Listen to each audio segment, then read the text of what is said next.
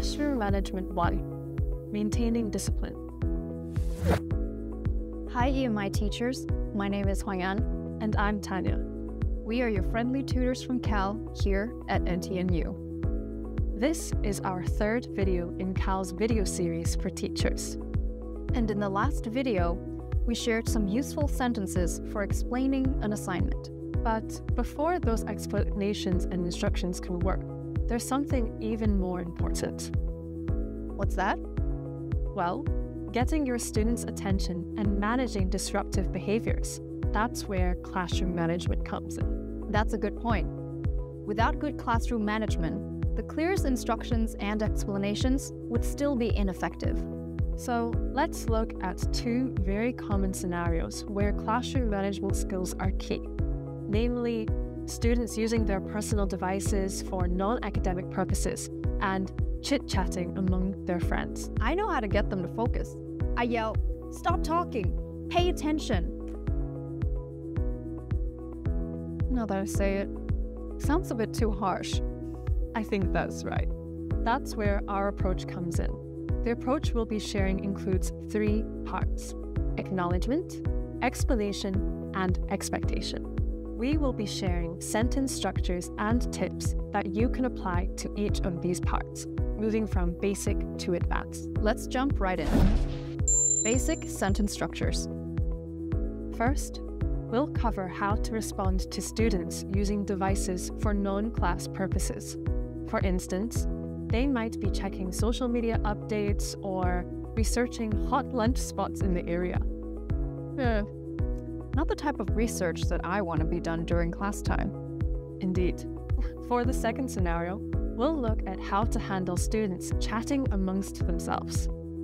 We love to engage with students, but if they're discussing their friend's Instagram selfie or where to go for lunch, well, that's something we want to avoid during class.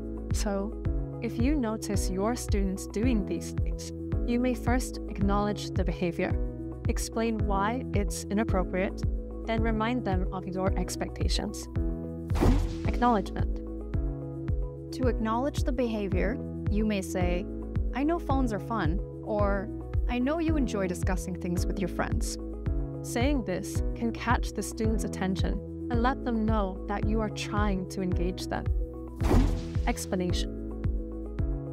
Next, explain why the behavior is inappropriate by saying, "But phones can make it hard to listen," or "But it's hard for others to hear me when it's noisy."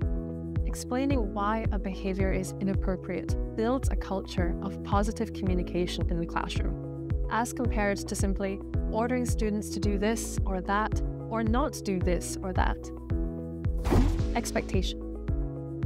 Finally, remind students of your expectations, such as, "Please put your phone away now," or "Please stop talking and pay attention." In this way, you're clearly stating what the desired behavior is so that students know exactly what to do. Consolidation. That's our 3-part structure. Acknowledging the behavior, then explain why it's inappropriate, and then set a clear expectation. For acknowledgement, we say, "I know," followed by a short observation. For expectations, we said "please," followed by a description of the desired behavior. Now, let's move on to application. "I know" plus teacher's observation, short. "But" plus reason. "Please" plus desired behavior. To make sure you get all that, we're now going to put it all together so that you can hear how it sounds in action.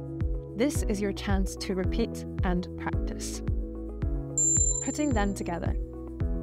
Scenario 1.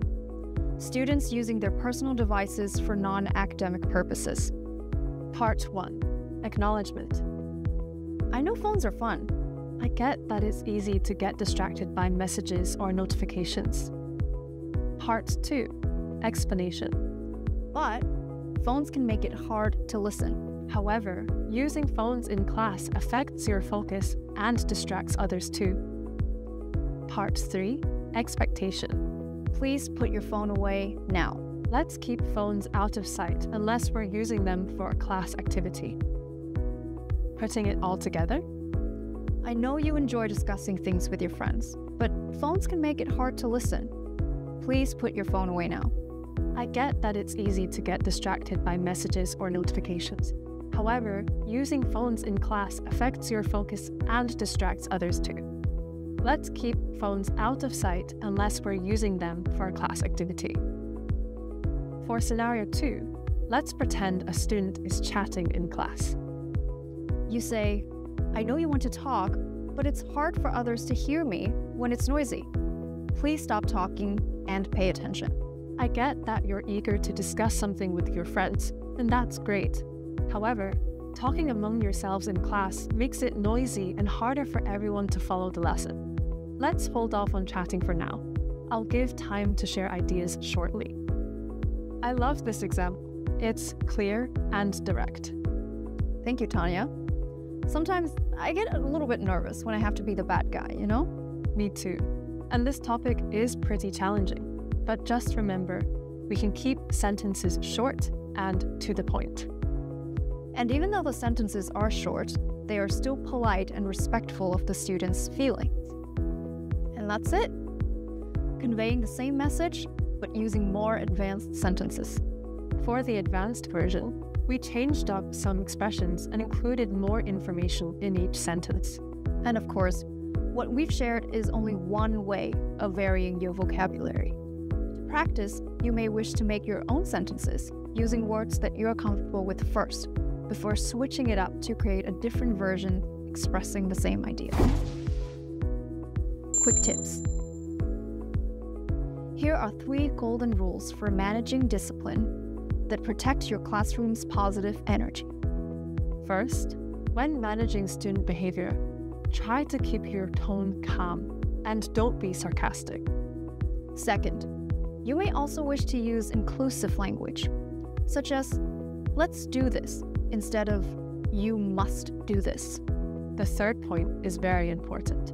Avoid singling out individual students to reprimand them for their behavior. Remember, we are reminding students what the appropriate behavior is, not shaming them. After all, every one of us needs a reminder at some point. And you wouldn't like to be called out by name for something negative, so your students wouldn't either. Stay calm and avoid sarcasm. Use inclusive language. Let's instead of you must. Correct behaviors, not individuals. Wrap up. Those are very useful reminders indeed. Speaking of reminders, let's do a quick recap of our 3-part structure for classroom management. Sure.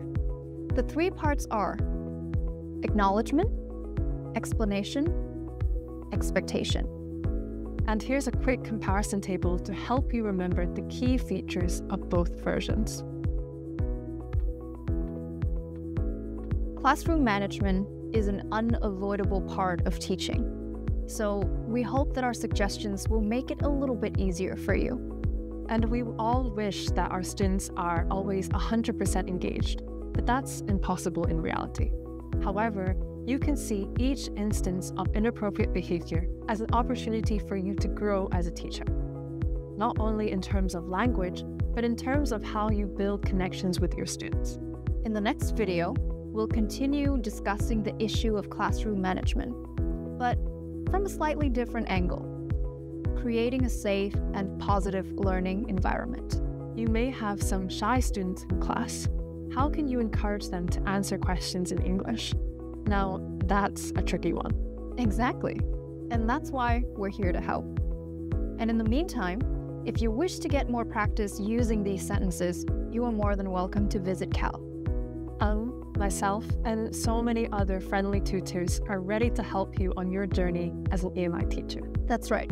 We look forward to seeing you here at Pool 101, Cal's homeroom. So, see you at Cal. And in the next video.